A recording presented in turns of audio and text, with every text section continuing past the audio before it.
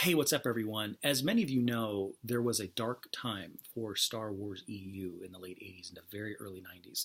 It's easy to look back now with hindsight and to sort of imagine this sort of contiguous conveyor belt of EU content from 1976 all the way up to 2014. But with the exception of West End games in the very late 80s and very early 90s pre-Thrawn trilogy 1991, there was there was really nothing happening in that period of time. In the mid to late 80s, Marvel had let go of the comics license.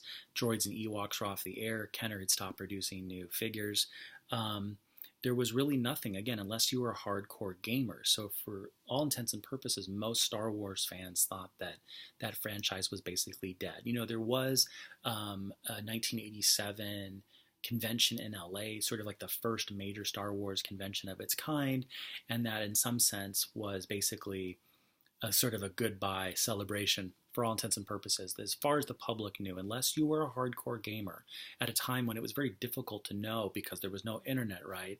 There was, unless you knew about that stuff, unless you had a game shop in your town, you didn't know about this stuff. You weren't following along. As far as you knew, Star Wars was basically dead. So what's interesting about some RPG mags I have that I want to take a quick look at is they provide an interesting window. They're from that period of time, and I think they sort of help shine light into this dark period. I mean, you can kind of see the very rapidly declining presumed interest on behalf of even hardcore gamers, right, about whether or not Star Wars was something that anyone even wanted anymore, right? Again, easy to look back now and just assume that the Thrawn trilogy was always supposed to take off, but it was a huge gamble. So let's start right now with an RPG mag from the UK called Concepts. This is from June 1988. And what's really neat is the entire cover is devoted to some original Star Wars art, which actually is some of my favorite RPG mag cover art, really, that's out there. It's a really neat issue. To my knowledge, it's the only issue of Concepts that has anything Star Wars EU related. But it's 1988, in hindsight, we can sort of see this as the, at least a year or two into the dark period. But as far as this editorial team knew, this was still something that was going to attract readers and, hopefully induce them to buy this and take it off the shelves, right? Jump ahead just about a year or so. This is a French magazine, Grail.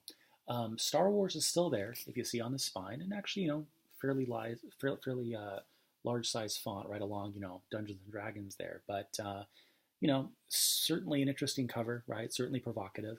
Grail, by the way, had a number, a dozen or so, off the top of my head, magazines with Star Wars EU content. But again, this clearly wasn't the big draw the way that about a year and a half before with Concepts, it was, worth an entire cover spread. Here, you have kind of a, just mysterious sort of image, right, with Star Wars sort of there for the folks that they know are probably interested in the West End game stuff. But again, beyond that, it's clearly much less of a draw.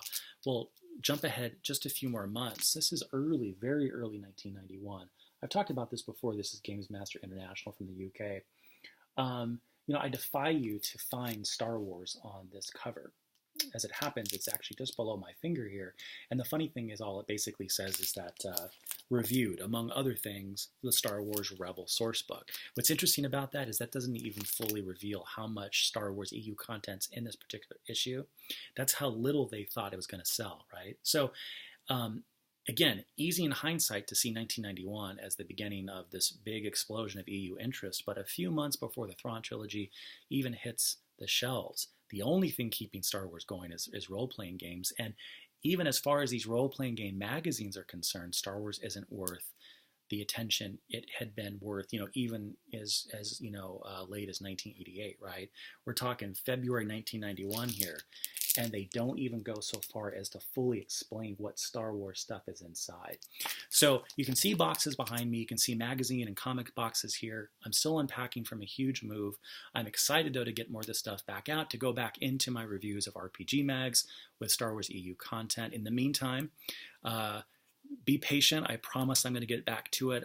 I've got tons of videos on the challenge magazines, tons of videos on more stuff from UK, and in particular, tons more stuff from France. Grail magazine, Descartes Les Suppléments.